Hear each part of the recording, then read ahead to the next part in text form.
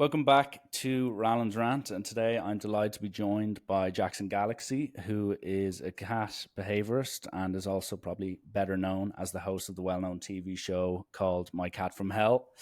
Jackson has also written several books about cats and how people can better understand them or get best bang for the buck out of the cat that they have around the house. So thanks a million for coming on, Jackson. And firstly, how are you today?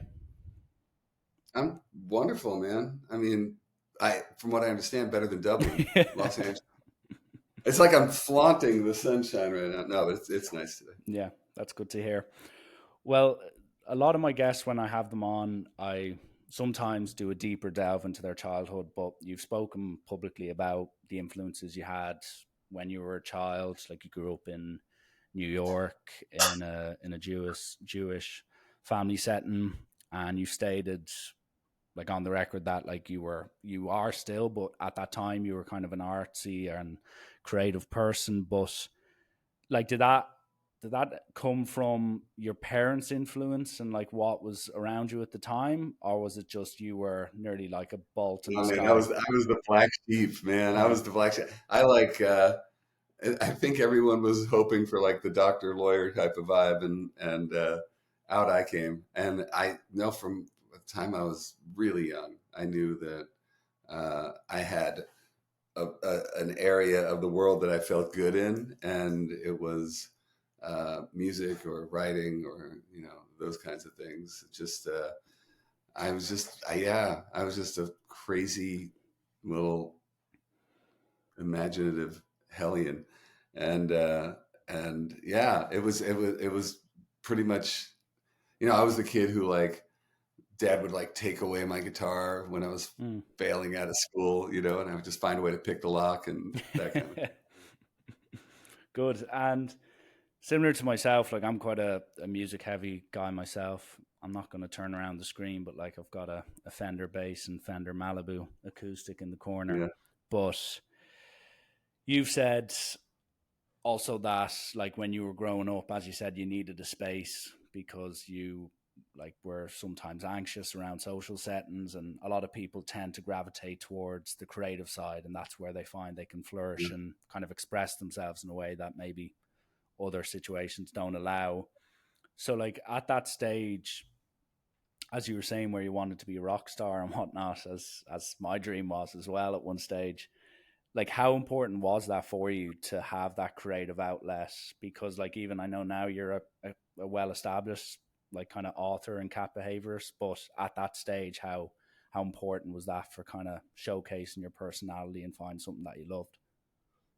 Yeah, it was everything. I mean, literally everything. I mean, without discovering songwriting, I honestly, I don't know, man, I would have been in a lot of trouble. I was already in trouble, but I mean, I think that, everybody should have that feeling once in their life of going, "Oh, yeah, this is why I'm here." Yeah. And I didn't even care at the time about playing the songs to other people. It was just a home base for me.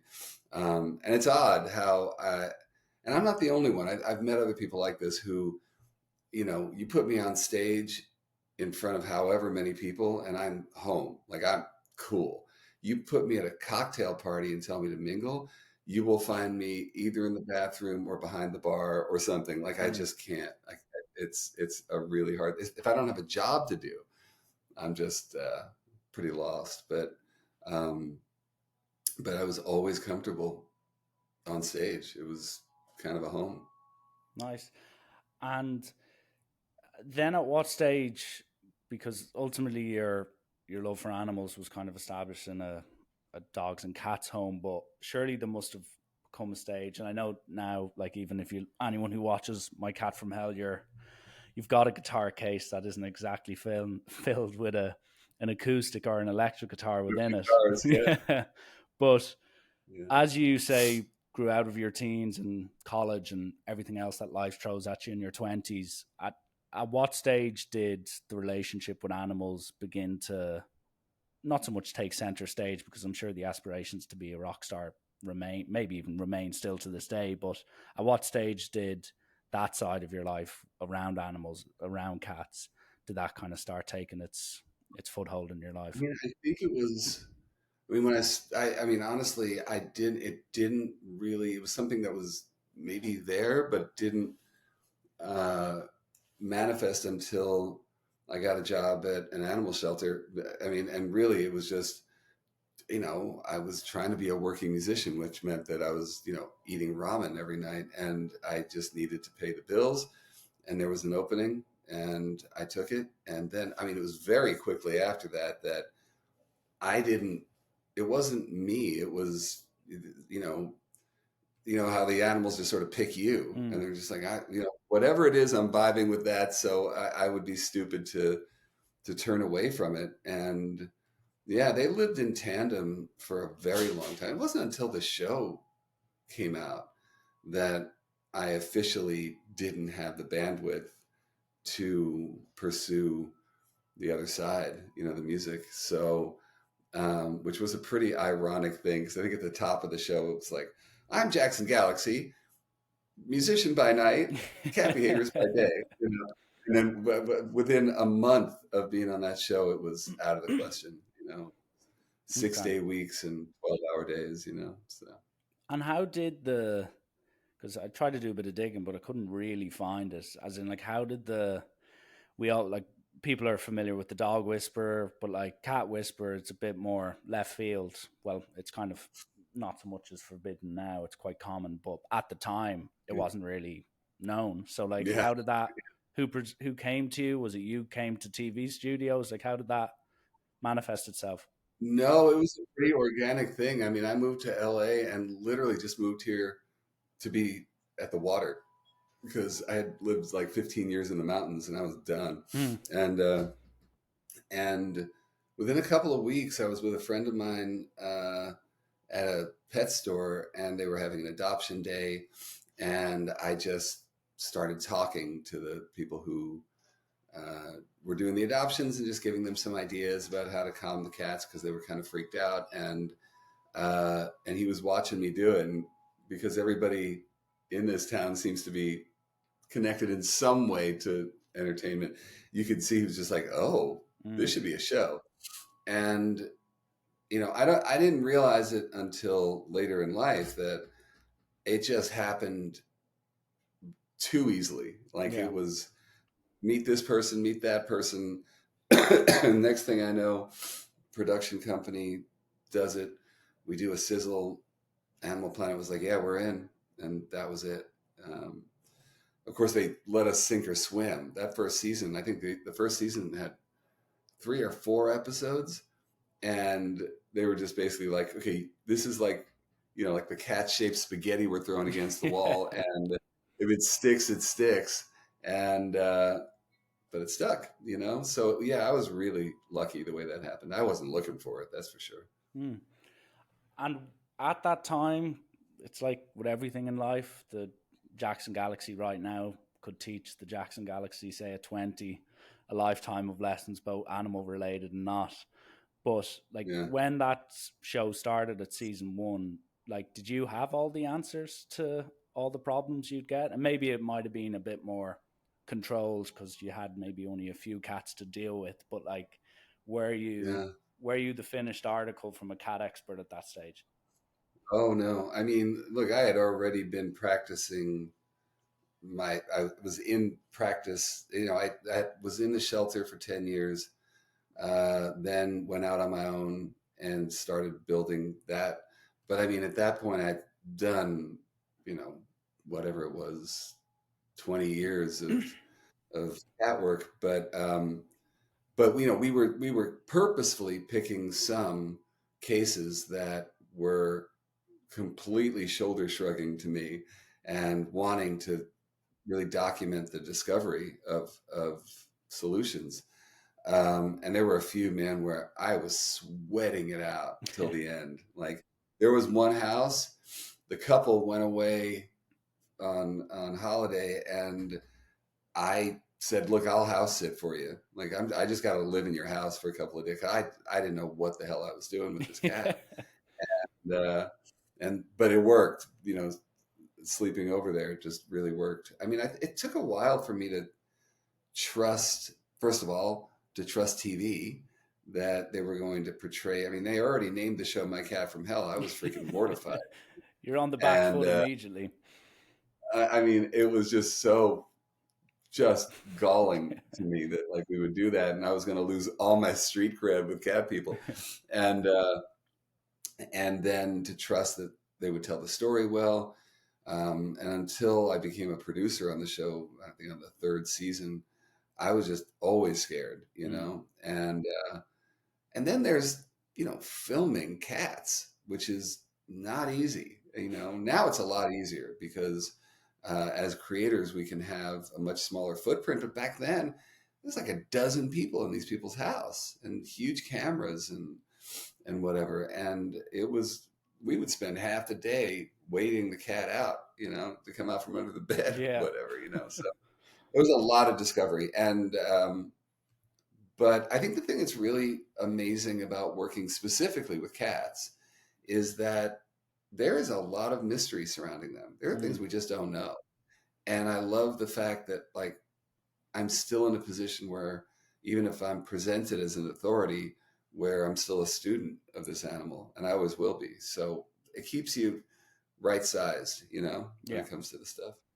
Yeah, absolutely. And I'd say it would have been well over 10 years ago. I was fortunate enough to have a feline in the family house. With the rest of my family, we also had a dog, and then we also had an African grey bird parrot along the way as well. So we quite a tropical upbringing when it came to animals. But with the with cats in particular, there's a people I speak to, and I'm like pretty much a 50-50 divide when it comes to cats and dogs. Some people are like ultra dogs, not cats, and vice versa. Yeah. But the general consensus whenever I speak to anyone or else I hear anyone on the topic of cats is they're they're lacking affection, or else they're a lot more hesitant to come over to you. Like even today, I saw potentially a feral cat. I don't know if it was a house cat or not, and I tried to tempt it over, and it just kind of shrugged its shoulders, walked, and continued on with his Yeah. day. But Yeah. they're a bit tougher than dogs. Dogs, you can just throw a stick at them and they'll jump and love you 100%, no question. Right. But with cats, they're a bit more calculated, or at least that's how I portray it. So, like, when it comes to DNA or your understanding of that, like, why are cats not so much, well, they're a bit hesitant. You need to earn their respect and earn their love a little bit more than dogs. It's because they're not domesticated animals. I mean, we're still on that journey with them.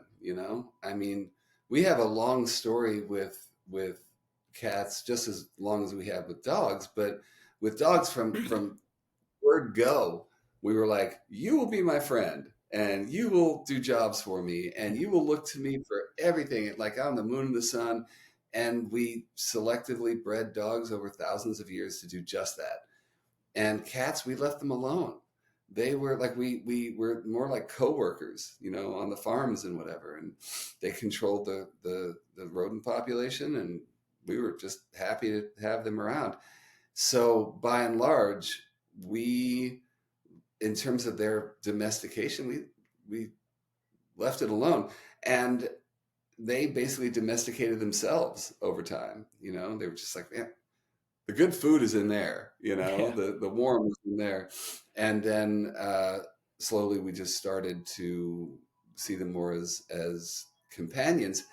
But if you think about the timeline, if you think about the fact that, cats have, or the ancestors of cats have been around for a couple of million years. And then as they got divided into what we now can recognize as the seven sort of subspecies, then uh, that would be a couple thousand, no, more than over 12,000 years since we have proof of their cohabitation with humans. And if you think about when we said, okay, you're a pet, I don't know, mid to late 1800s, really not until after the Industrial Revolution. So with that said, it's like this tiny little drop in the bucket, Mm. and yet we still expect them to act like dogs. And I think that's the problem. Like when we call them something like hesitant or calculating, we do that because we're looking at them through the lens of a dog, Yeah, true. like they're like a failed dog. And I think that's where everything starts to fall down. Because you've seen, like on my show, people like assume that if the cat pukes on your bed, that it was a a deliberate act of sabotage. That it was like, I remember having this conversation with one of the clients, insisting to her that there's no that there's no such thing as revenge puke.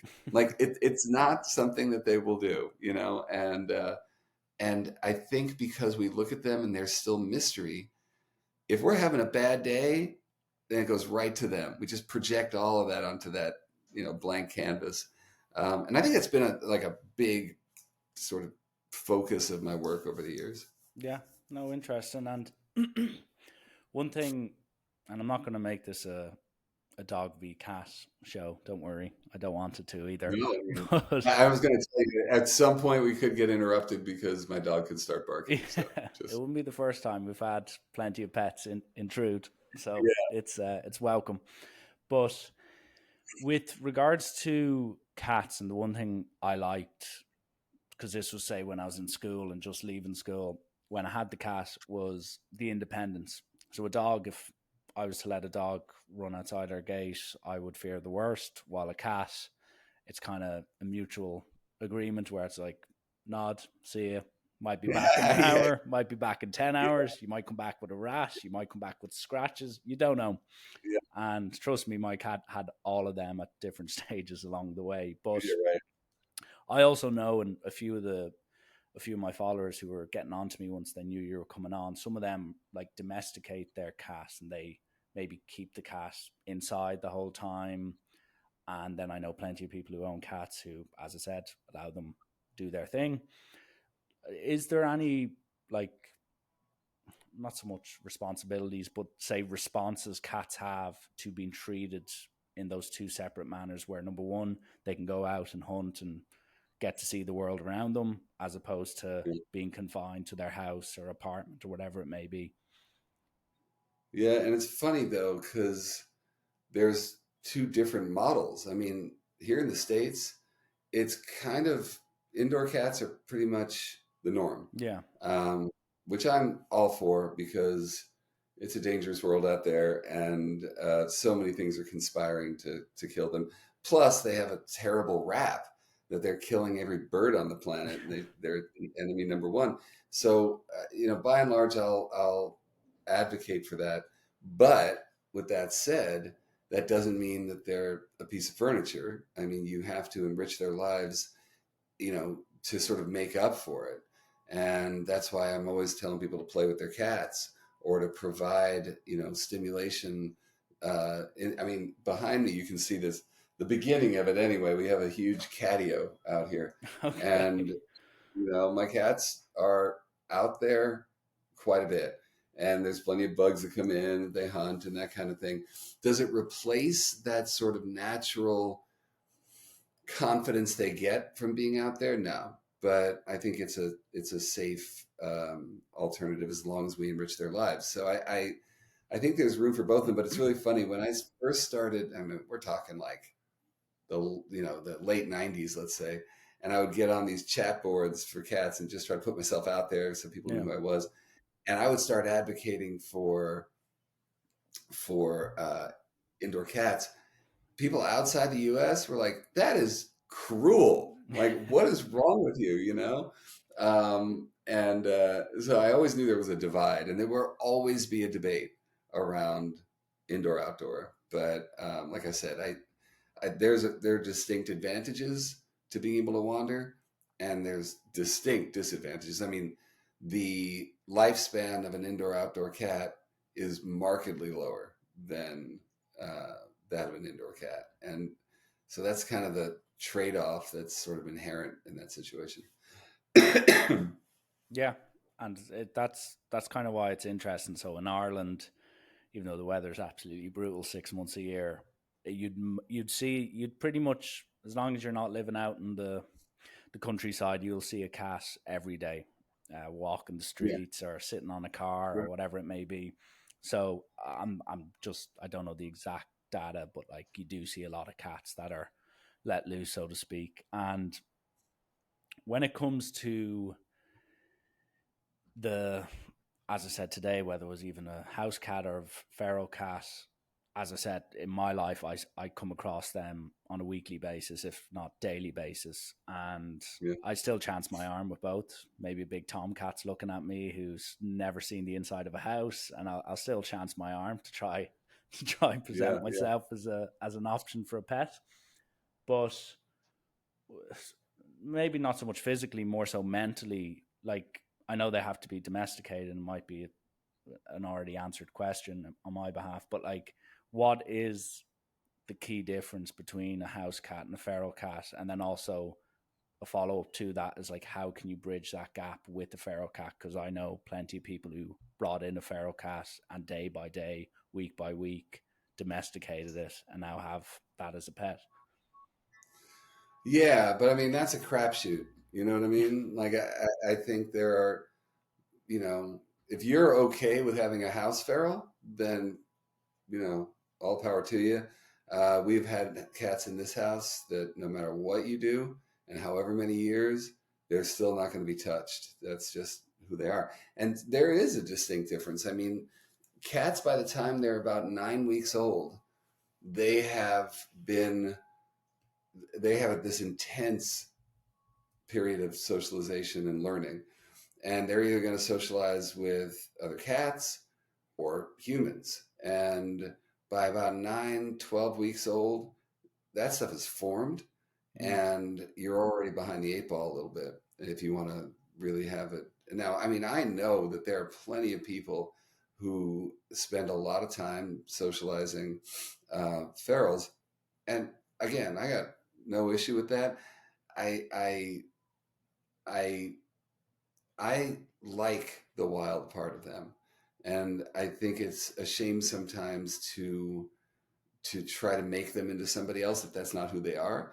Um, you know, we are already down the road of like cats becoming more like dogs because you know the acclimated survive. So um, we're already there, but I would love for people to advocate for street cats as who they are. I yeah. mean, I talk a lot about how, there is no difference between the cat in your lap and the cat outside that window in terms of the love that you can show them, the responsibility and stewardship you can show them. It's just you show it differently. And, we have and I don't know in Ireland if it's as bad as it is here, but we have a epidemic when it comes to uh, feral cats. And we're trying our best around the world, really, Mm, to control population through TNR, trap, neuter, return. But it's an uphill battle, and we need like everybody in every community to say, okay, I'm going to do what it takes to make sure this cat has a better life. And a better life just means, spaying and neutering them, putting them back out into the community where they live, and monitoring them and making sure that if they're injured or sick, that you're going to trap them again, you're going to take care of them. But that to me is a solid balance because, like I said, I can trap two 10-week-old kittens. One of them tames, the other one, not a chance. It's just, yeah. there's no proof at all whether it's like a DNA thing. There's really no proof of that at all. But we do know that if you had a house cat who was dumped outside, within a very short amount of time, they begin to find their sea legs, so to speak, when it comes to living out there. Wow. So, yeah, another one of those mysteries. Yeah. And with say your work, the My Cat from Hell's a great kind of opportunity for people like myself, or back in the day my dad used to be forced to watch it because he's not a huge cat fan, but I used to rile him Yeah, up by forcing him to watch it for an hour. But right. with the with say your work, there's obviously going to be cats, and you've even alluded to this already, that just you're not so much confused by, you just don't have the answer to. And it's just like with humans, sometimes you can't fix the problem, or sometimes you just have to respect what they are and just kind of move on. Does Yeah. do you have that mindset? So if you can't fix a cat, and or even if it's maybe a personal cat who you come in to, you're like, oh, I kind of want to train this somewhat. Are you very much like, I'll do what I can, but if I can't do what I set out to do, I don't necessarily see it as a failure, or do you actually take it as a failure? No, that's a great question. I, I mean, the first thing that anybody who watches my show knows this is that by and large, the humans play a pretty outsized role in the problem. So I'm there almost as a family therapist before anything else, uh, and try to sort of establish lines of communication. But, you know, where I may not walk away from something, quote unquote, fixing it to the satisfaction of the humans in the house, the one thing I feel like I can take pride in is that, and I've worked with tens of thousands of cats. I don't think I've ever left somewhere with them not feeling a little better about life. Whether they follow through with actions that we want them to take or behaviors we want them to take, at least I made it better for them in the long run. And that's the one thing. Like my first responsibility is to them. My second responsibility is to you, and also to sort of manage your expectations. Because again, it's, the dog colored glasses thing, man. It's really amazing. I mean, you were saying before, you're a 50-50 person. So am I. And I don't, yeah, I call it being bipedal. And like, I really think that everybody should experience it. Like that energy, yin yang, that these two represent is something that people shouldn't miss out on. I never got the whole cat dog. Like, I'm a cat person, I'm a dog person. Yeah. I still don't, you know. But anyway, I think that the cats would thank me even if the humans didn't. Put it that way. Fair enough. And with the with the dog and cat kind of competition that's Conundrum. going on, the conundrum competition, whatever way you wanted to frame it. I know well, not plenty. I know a fair few people who have both in the house, and Yeah. in the same house, that is.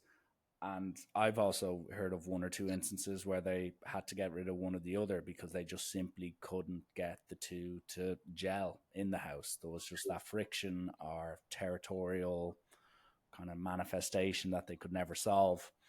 So, in your eyes, like, and I believe you've got both in the house. Yeah. Yeah.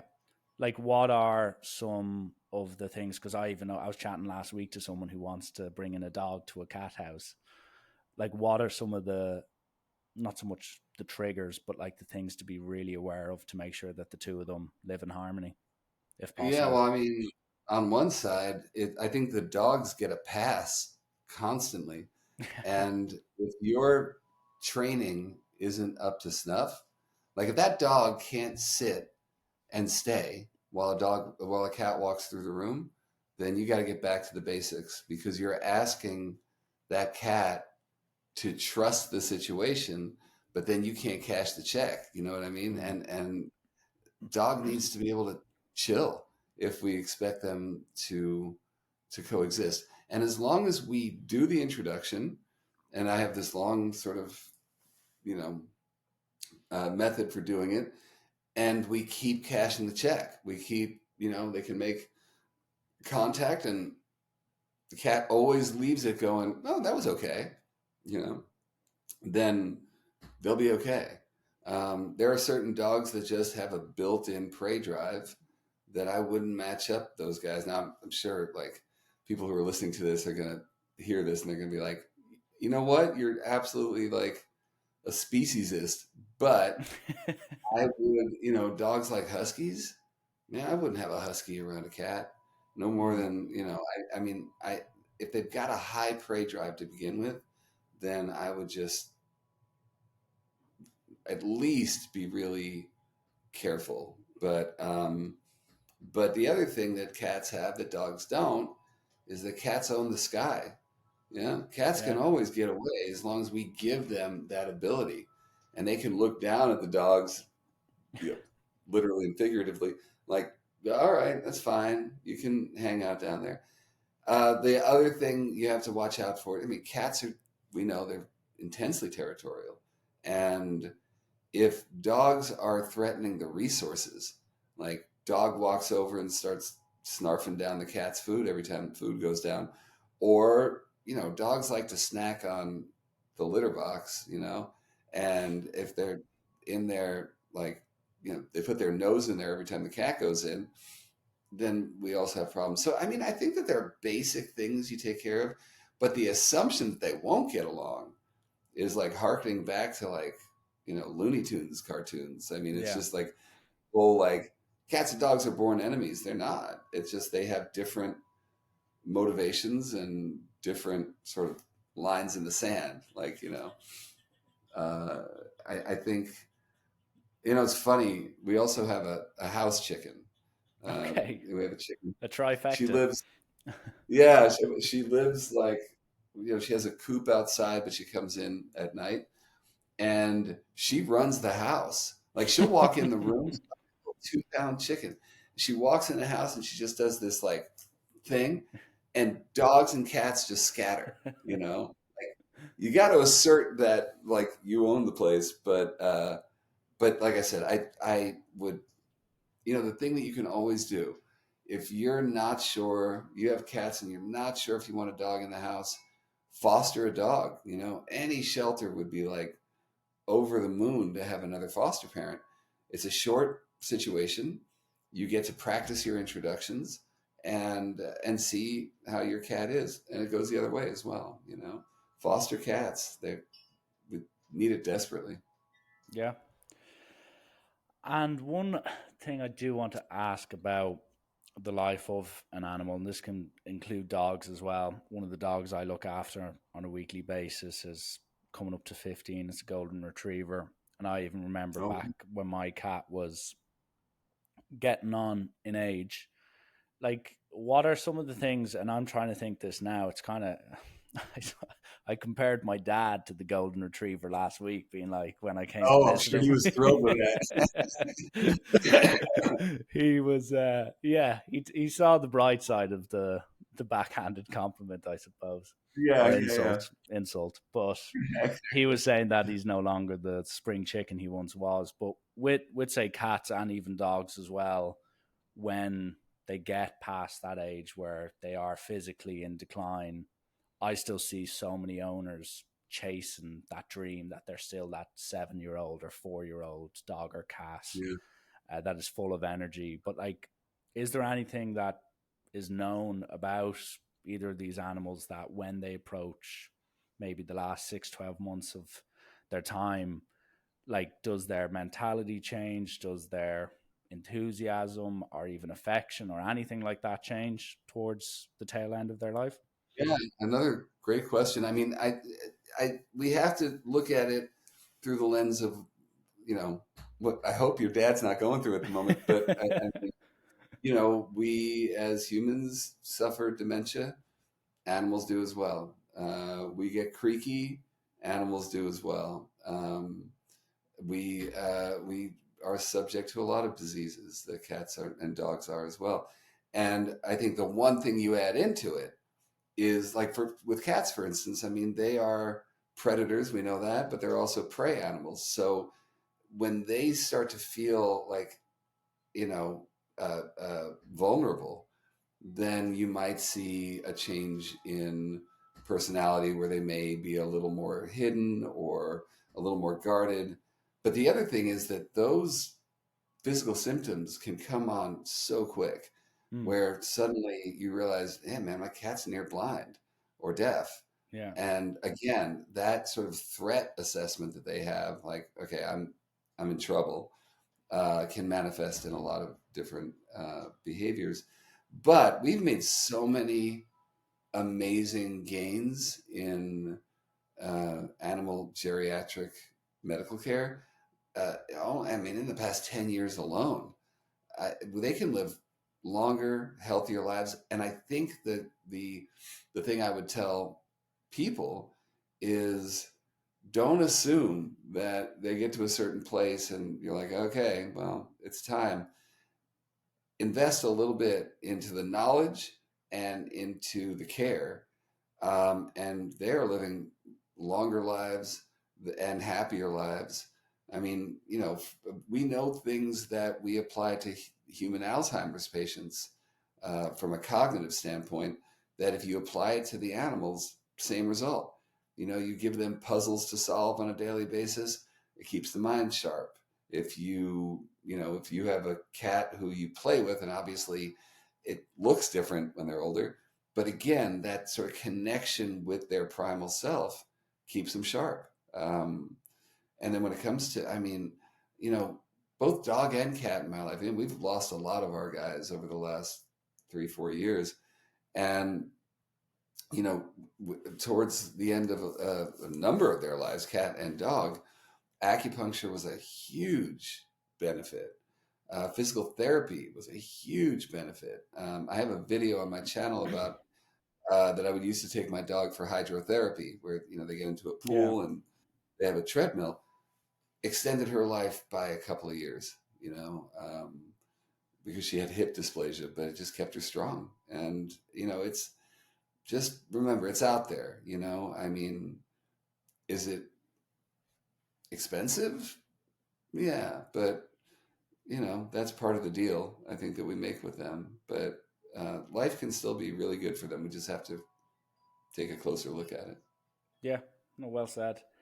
And I suppose one of the last things I want to ask is, and you've kind of alluded to it there, like it's the same with yourself, it's the same with me, same with my dad, same with every animal on planet Earth. There comes a time where we take our last breath, but specifically talking about animals, it can be tough to say goodbye for the last time.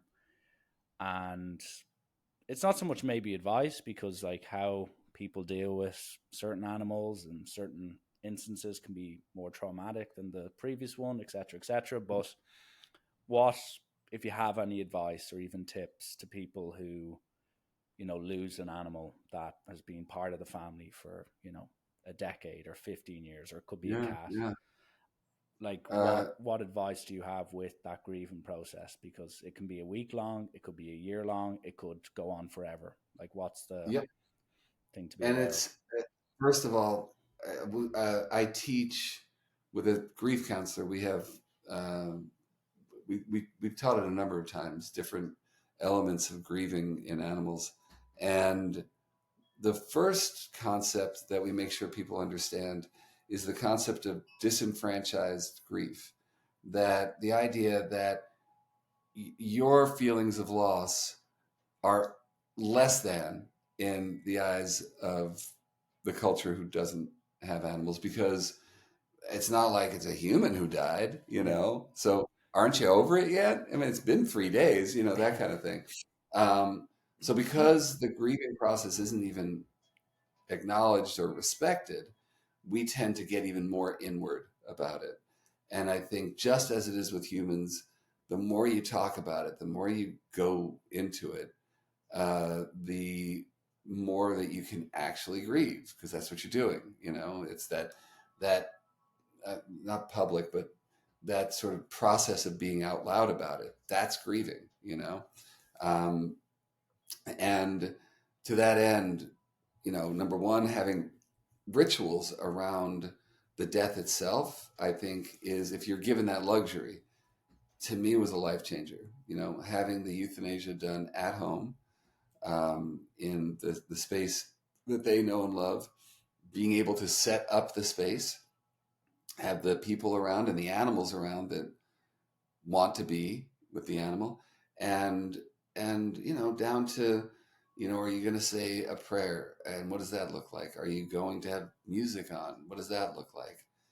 It's it really makes it feel like the event that it is. The second thing I would say is just like with grief of human or animal, the idea of it, you alluded to it. You say it can go on the rest of your life. And what I've learned, because we have lost a lot, like I was adding it up during our last class a few weeks ago, and from like the beginning of 21 to now, human and animal, we've lost 11 in this household alone. And it's devastating unless you recognize that your goal is not to get over it. Your goal is to incorporate life and death. Mm. It's just a moment that you recognize. You cry if you want to, you look at pictures, you reminisce for a second, and that becomes a part of your life. And I think anyone who thinks they can, as my wonderful co-presenter says, get to the top of grief mountain is delusional. And so we need to respect it, respect the process, respect, it's hard, man. People who have animal companions, we have to get used to the fact that they live shorter lives, that they will most likely lose them, and we have to have tools, to have that incorporation happen. But I guess that at the end of the day, long answer, but at the end of the day, we need to feel okay saying, even if this is not understood by others who don't have animals, this is real. This loss is real. And this loss is something that, I mean, I've lost animals in my life that I felt stronger with than some of the humans I've lost. And that you have that deeply ingrained thing that goes, well, that's just messed up. Yeah. That, that shouldn't be.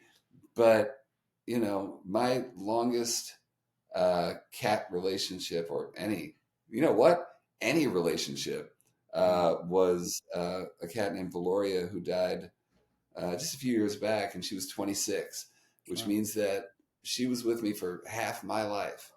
And if I didn't have a rock solid relationship with her, I'm never going to have one. You know what I mean? Yeah. So when she left me, I mean, God knows, man, I was so grateful to have had that kind of a unique time span with somebody.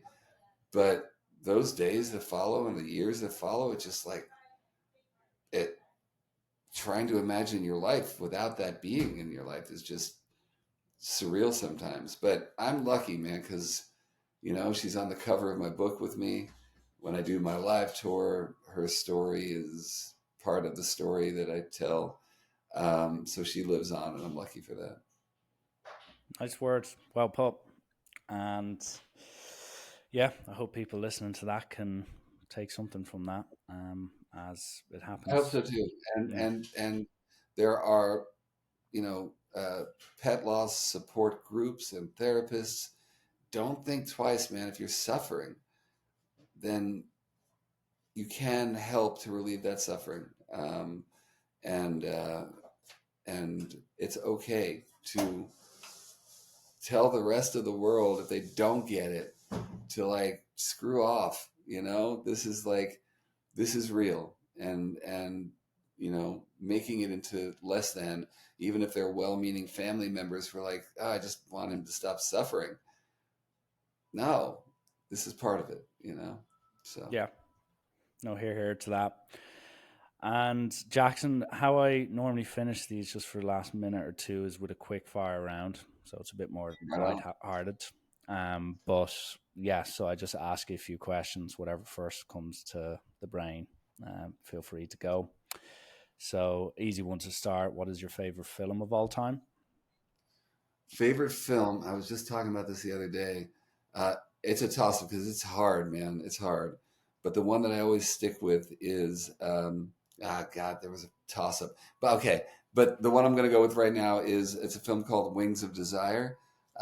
It's from the German filmmaker Wim Wenders. They did a Hollywood version of it called City of Angels, I think. And Okay. but the original is beautiful and the most amazing love story ever put on camera. So that's that. I'll be sure to keep an eye on it and watch it one Beautiful. day. With next one, so your favorite music lyric of all time? Oh man, that's really freaking hard. Yeah. Okay, no, here it is, man. This is the first one I always think of. Um, oh, tough though, man. Tom Waits from the album Heart Attack and Vine. He has a song called Ruby's Arms, which is just this beautiful, like, you know, someone sneaking off to end a relationship in the middle of the night, this like wanderer. And he starts the song with the line, I will leave behind all of the clothes that I wore when I was with you, which I just think is just a beautiful, even though he's kind of an asshole because he's just walking away. But it's, it's one of those, the thing that I always have to struggle with as a writer is I say too much. You fill up all the space with words, Yeah. and letting things breathe, I think, is something that I'm always admirable of. Yeah. No, that is a great lyric. Says it all without saying a lot. Yeah. And so this one is what we ask everyone, and people do debate it. But what is the worst? Cleaning the dishes, hoovering the house, or changing the bed sheets?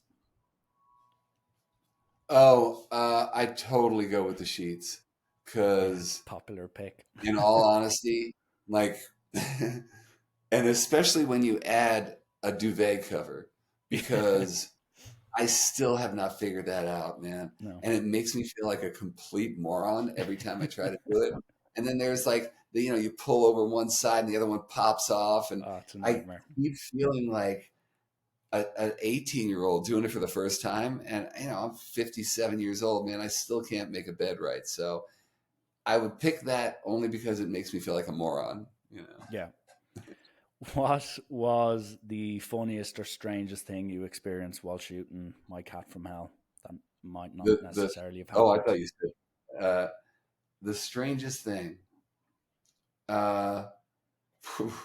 There was a lot of strange things. I think the strangest thing was the woman who had this cat, and I'm trying to remember his name, but he was, speaking of older cat, he was like 15 years old. And she presented herself as this new agey, like she was a sound therapist, Yeah. and like, she would like ring bells and whatever. And but she had no tolerance for this cat, and he wasn't doing anything. He was like, everyone in the neighborhood loved him. He would sit on the porch and like, hey kids, as everyone Yeah. walked by, everyone loved him. But her boyfriend had gotten the cat from an ex-girlfriend. And so she Okay. said every time she looked at the cat, she saw the ex. And so she wanted the cat gone. So I kept solving problems and she'd come up with new ones. So the end beat of the show, I said to her, so are we good? Are you keeping the cat? And she goes, yeah, I'm keeping the cat. And I said, no, for real, because me and 6 other crew members here will take him because we really dig him. So if you don't, and she says, no, I care about my boyfriend. I care about the fed me a line because when the when the show premiered, um, and I'll never forget this. It was like a holiday weekend, so it was like a 3-day weekend, and the show comes out on a Thursday, I guess, and someone wrote in. Uh, Actually, she wrote on Facebook. She goes, "Yeah, the show I'm in premiered tonight," and someone writes in. She goes, "What a lovely cat, and I'm so glad things worked out. How's he doing?" And she goes, "Well, you have to ask my mother-in-law because she took him." And all of a sudden, there was this avalanche that started happening where people, her Facebook was flamed, as was her Instagram. She was shut down. People somehow found her phone number. Wow.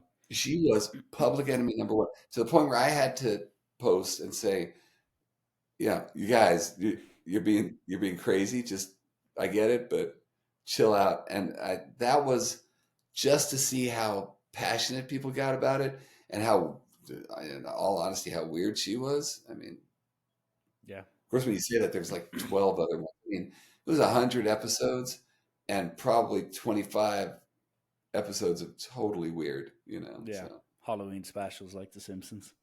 But and it's always the humans. The yeah. humans are the weird ones. Yeah, the cats are just chilling, watching the world burn They're just around like, you see what I have to live with? Yeah. them. But yeah, so Jackson, for obviously all the answers and stuff like that, I want to thank you for that. You're really honest, really open, so I can't thank you enough. I will plug everything: Instagram pages, your website. But if there's anything of relevance or anything coming up in your world that people who are interested in your work should know about, feel free to plug. But if not, I will link all your socials and website. But Thanks for doing that, man. I would, if there's one thing, it's adopt an animal. Don't go buy one. We can't be making more animals when millions are dying. Support your local shelters. Adopt, foster, donate, do anything. But they all need help all around the world. And put some love on the feral cats in your life. If you see one under your car, if you see one in your neighborhood, there's always groups locally who specialize in getting them trapped and neutered, and they'll teach you a thing or two, and open up your world to something different. So that's it, man. well said. Well, listen, Jackson, thank you so much for coming on. And listen, I wish you best, all the best in the years to come. Thank you. It was great. Thank you so much, man. Take care.